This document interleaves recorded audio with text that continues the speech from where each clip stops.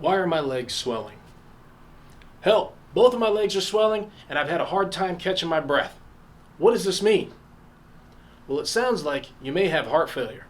Let's talk about it.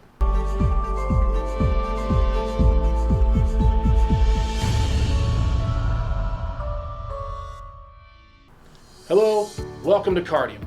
I'm Jason Moran, and today we're talking about pedal edema.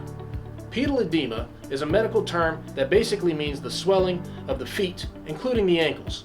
Now, this could be from a number of reasons, like infection, tissue damage, allergic reaction, or more.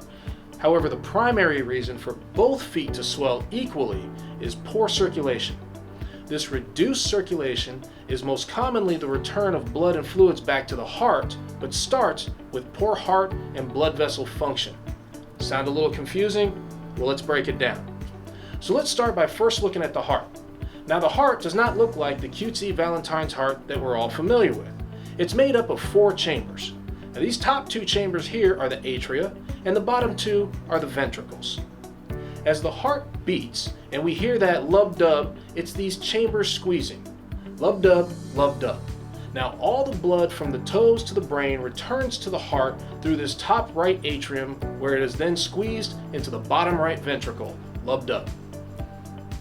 From here, the blood is squeezed again and out of the heart into the blood vessels that surround the lungs. Lub-dub, where it receives oxygen. Next, the blood returns back to the heart in the top left atrium, lub-dub, where it is squeezed again into the bottom left ventricle. Now, this chamber here, the left ventricle, is responsible for getting all the blood back to the toes and brain. So this chamber has a much bigger job than any of the other chambers and is actually quite a bit larger than the other chambers too. When this chamber squeezes, the blood is ejected out of the heart and out to the rest of the body. The amount of blood that is ejected out is called the ejection fraction. This is important because we normally have an ejection fraction that's typically around 50 to 70%, meaning that in a healthy heart there's always a residual of around 30% or more that remains in this chamber after it is squeezed. Okay, Jason, but how does all of this cause swelling in the legs? I'm glad you asked. You see, the heart is all about regular, consistent efficiency. If that efficiency is disrupted, say from irregular heart rhythms, poor contraction of the chambers, injury, or a dozen other reasons, then it does not squeeze out the amount of blood needed. Its ejection fraction becomes less than the body needs, and the force of blood being pushed through the body is reduced. As this flow of blood is reduced, it becomes slower and weaker. By the time that force reaches the feet, it's barely enough to push the blood through the vessels to make its return back up the legs and to the heart.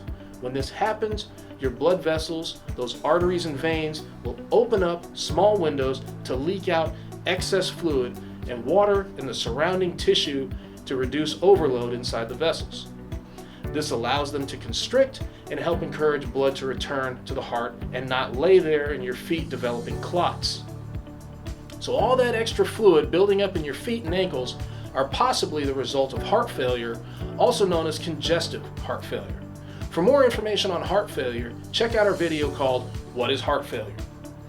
You'll need to see your primary care provider and may or may not have to be placed on a water pill. In the meantime, keep your legs elevated any chance you get. If you're sitting down, prop them up. If you're in bed, place some pillows or blankets under them. This will help the body's natural response to encourage drainage. Well, that's it for this video here at Cardium. If you found this helpful, be sure to like us and leave me a comment below. Also, please hit that subscribe button below for more great information. If you have any questions or want to see anything in future videos, let me know and I'll be happy to address it. Until next time, y'all take care of each other.